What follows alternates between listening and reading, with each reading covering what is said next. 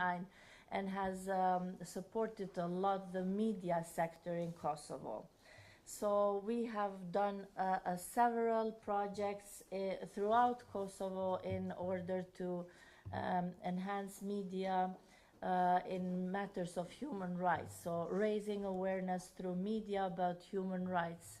And we gave grants to local radios, local televisions, but also we have done quite a lot. I see a journalist from RTK, from our public broadcaster, and we have done quite a lot with the public broadcaster back then. But this is only one field of the investments, of the Finland investment that I am aware, but I am very sure that His Excellency Mr. Ambassador will tell you much more about what is Finland doing in Kosovo, and also he's going to explain us the level of media literacy and the level of education in Finland, which is very important to have a European perspective of how media literacy is included within the school curriculum in other countries than in Kosovo. We as a department, we have done our promotion of media literacy since 2010.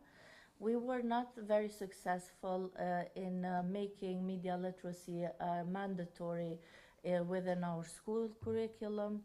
But I think that if you have, after this lecture, you will have a better view on how important is media literacy to be part of the school curriculum. Mr. Ambassador, without any further ado, I will leave the floor to you, and I will sit with the other side with students. Thank you so much, and good morning all. I think I will stand up so it's easier for you to see what I'm explaining. So. And I'll move these chairs so you can be able to very good. maneuverate into your PowerPoint. Yeah. All right. So good morning once again, everybody. Are you all from Faculty of Journalism? You are journalism students. All right. Very good. I'm very happy to be here. It's a great honor, a great pleasure. Thank you for introducing me, and thank you for our previous meeting. I think that was the reason why I'm here now, that we met and we had really, really nice talks earlier on Finland, on Kosovo, on media landscape, and these are some of the things that I am planning to talk to you today, and I hope we can have an open dialogue as well. So whenever you have questions or comments, please feel free to intervene. I don't mind at all. And since you are going to be journalists at one day, I believe you have a lot of questions, most likely. So I'm looking forward to our discussions. I have prepared PowerPoint. Let's see if I know how to use. Oh wow, this is very modern for me. The main topic is, as I mentioned, is media literacy, and this is a topic that I think is of crucial importance nowadays. It's something that is for the audience, but also for you who are going to be working for media or with media. It's a topic that is relevant for our foundations, our democracy, the basic principles that our societies are facing. And hopefully, when I'm at the end of my lecture, you will at least understand the angle that I'm coming from, and this is the Finnish perspective. So here are a few points, probably well known for all of you. What do we mean by media literacy? It's to access, understand, evaluate, and create media.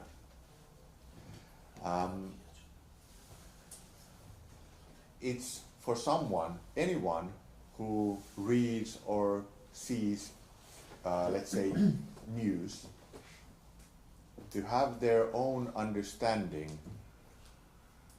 where it comes from, how do you feel about it, how do you address that media, how do you analyze the messages and their sources? Because, it's nowadays you can read anything basically from anywhere. How can you assess the sources and analyze the news if you don't have the right mindset for that? Do you understand what I mean by this? Yeah?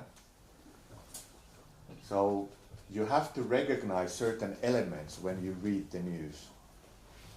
Because even though you would be the biggest professionals, most objective professionals in writing stories for, let's say, newspapers, you don't create them in a vacuum or out of nowhere.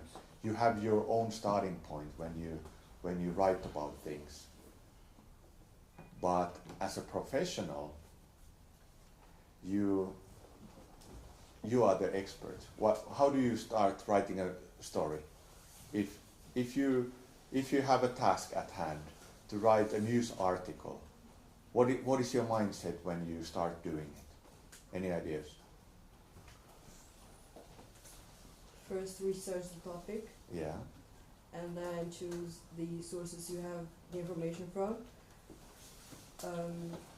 We can have the source an unknown public account, but we have sources from like organizations and the governments and other places that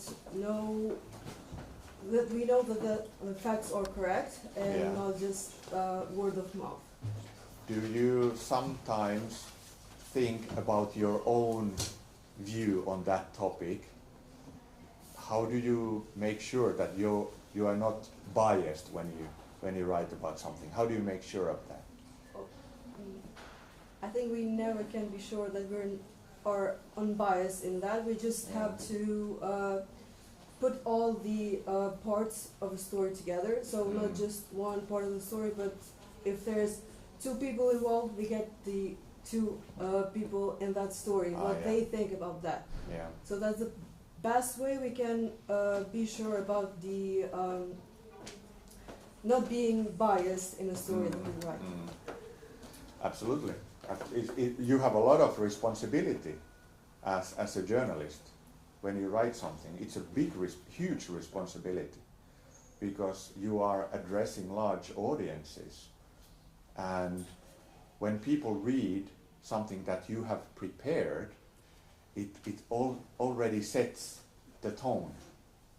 And when I'm the reader of your article, I also have to have this debate within in my mind to see how does it reflect the realities. Do I believe that? Do I have something that I have read earlier that it contradicts with something that you have written, for example? And it's a very, very challenging topic. Moving on to media literacy, I'm showing this to you not to say that Finland, well, I want to show you that Finland is number one here, of course, but